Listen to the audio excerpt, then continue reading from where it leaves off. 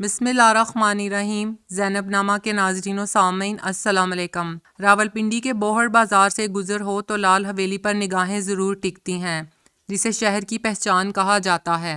لال رنگ میں رنگی یہ عمارت کس نے بنوائی؟ عوامی مسلم لیگ کے رہنما اور مشہور سیاستدان شیخ رشید احمد کے پاس کب سے ہے، اور راولپنڈی کی باقی عمارتوں سے قدرے مختلف نظر آتی اس قدیم رہائش گاہ کی تاریخ کیا ہے؟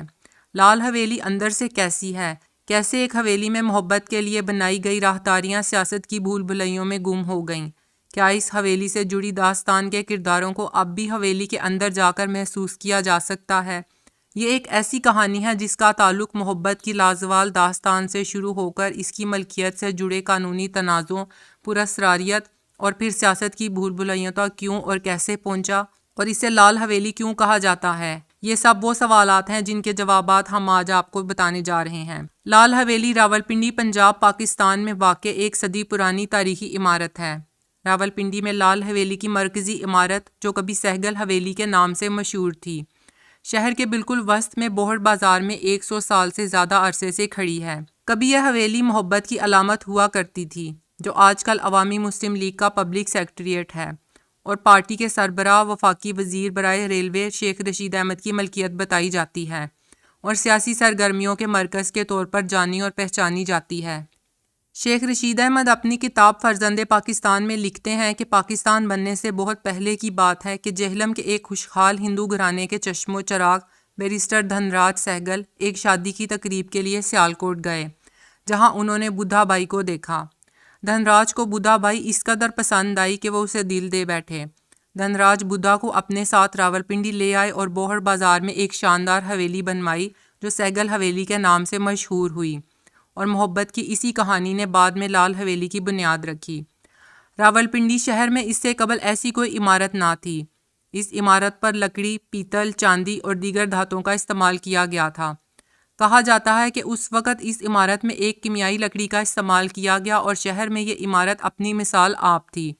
عمارت 2 حصوں پر مشتمل تھی، جس کا ایک حصہ مردوں کے لیے استعمال کیا جاتا تھا، جبکہ مرکزی اپارٹمنٹ اور پیچھے سے ایک حصہ خواتین کے لیے استعمال کیا جاتا تھا۔ شیخ رشید احمد اپنی کتاب میں مزید لکھتے ہیں کہ بدھا بائی مسلمان تھیں، اس لیے احترام میں دھن راج نے بدھا کے لیے حویلی کے صحن میں مسجد اور اپنے لیے مندر بنوایا۔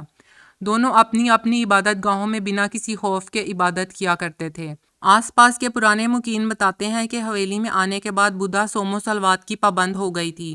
آہستہ آہستہ گانا سیکھنے والوں کی تعداد کم اور بدھا سے اسلامی درس لینے والے بڑھتے گئے۔ کتاب فرزند پاکستان کے کچھ اوراق یہ بھی بتاتے ہیں کہ بٹوارا ہوا تو دھن راج نے حویلی بدھا بائی کو سونپی اور خود خاندان کے ہمراہ انڈیا چلا گیا۔ بدھا یہاں اکیلی رہ گئی۔ ادھر عدالت نے اس حویلی کو متروکہ ملکیت قرار دے دیا، جس کے بعد حویلی کے 20ویں حصے میں سے صرف وہی حصہ بدھا کو مل سکا جو آج لال حویلی کہلاتا ہے۔ عدالت میں بدھا بائی سے جج نے کہا کہ وہ بیان دے دیں کہ وہ ہندو ہو چکی ہیں یا دھن راج مسلمان ہو چکے تھے۔ اس دوران 2 بار عدالت کی سماعت ملتوی ہوئی کہ بدھا کو یہ بیان دینے پر قائل کیا جا سکے اور پوری حویلی اسی کے حصے میں آئے، مگر اس نے عدالت میں کہا کہ we have shared every thing accept religion. یوں حویلی کا بڑا حصہ اس سے چھن گیا۔ بوہڑ بازار کی چھوٹی بڑی دکانیں اور گلیاں بھی کسی زمانے میں عمارت کے صحن کا حصہ تھیں۔ شیخ رشید بتاتے ہیں اسی حویلی میں چوری کی غرض سے آئے چوروں نے بدھا بائی کے جوان سال بھائی کو بھی قتل کیا۔ طرح طرح کے لوگ اسے اکیلا پا کر حویلی میں جھانکتے۔ لوگ سمجھتے تھے کہ وہ بہت امیر عورت ہے جس کے پاس سونے چاندی کے زیورات ہیں۔ ایک رات بدھا بائی سہگل حویلی چھوڑ گئی اور پھر کبھی نہ لوٹی۔ وہ کہاں گئی، کیوں گئی، کوئی نہیں جانتا، مگر دوبارہ سہگل حویلی میں اسے کسی نے نہ دیکھا۔ پھر سالوں یہ حویلی ویران پڑی رہی، کوئی بھی خوف کے مارے اسے خریدنے کو تیار نہ تھا۔ حویلی کے بالکل سامنے والے مکان کے مکین کہتے ہیں کہ وہ وقت بھی آیا جب سہگل حویلی کو لوگ جنوں کی حویلی کہنے لگے۔ کسی کو یہاں بجتی پائل سنائی دیتی تو کسی کو بدھا کے کہے۔ پھر یہ حویلی جنوں کی حویلی مشہور ہو گئی، اور شنید ہے کہ اسے جو بھی خریدتا وہ مر جاتا تھا۔ اس طرح اس حویلی کو خریدنے والے 12 یا 13 لوگ مر گئے تھے۔ شیخ رشید صاحب حویلی خریدنے کے حوالے سے بتاتے ہیں کہ کافی عرصہ گمنامی میں رہنے والی سہگل حویلی کو کشمیر سے آئے ایک خاندان نے 2,18,000 میں خریدا۔ پھر خریدنے والوں نے شیخ رشید کو 5.5 لاکھ میں حویلی بیچ دی۔ یوں سہگل حویلی کوڑیوں کے بھاؤ خرید لی گئی۔ حویلی کو شیخ رشید نے سیاسی سرگرمیوں کا مرکز بنا دیا۔ کئی ممتاز سیاستدانوں کو دعوت سخن دینے والی بالکونی بھی توجہ کا مرکز رہی۔ اسی بالکونی میں نوابزادہ نصر اللہ، نواز شریف اور الطاف حسین جیسے سیاستدانوں نے عوامی اجتماعات سے خطاب کیا۔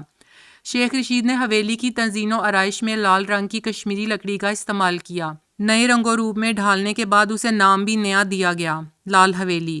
یہ نام بھی شیخ رشید احمد کا ہی دیا گیا ہے، اور حویلی پر چسپاں اس نام کی تختی بھی سن 80 کی دہائی میں لگائی گئی تھی۔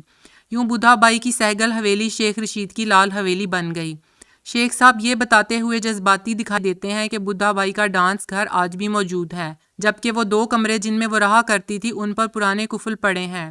شیخ رشید صاحب نے بدھا کا بیڈ جس پر عدالت میں دیا جانے والا بیان کندہ ہے اپنے کمرے میں سجا رکھا ہے۔ بدھا کے لیے بنائی گئی مسجد اب بازار کے رہائشیوں کے استعمال میں ہے، جبکہ مندر کی حالت مخدوش تر ہے جس کا کوئی بھی وارث نہیں۔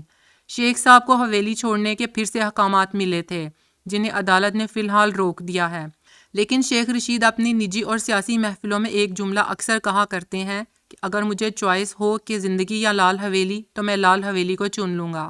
اگر آپ کو زینب نامہ کی ویڈیوز پسند آ رہی ہیں تو انہیں لائک کریں، شیئر کریں، کمنٹ کریں اور مزید آنے والی ویڈیوز کے لیے چینل کو سبسکرائب ضرور کریں۔ شکریہ۔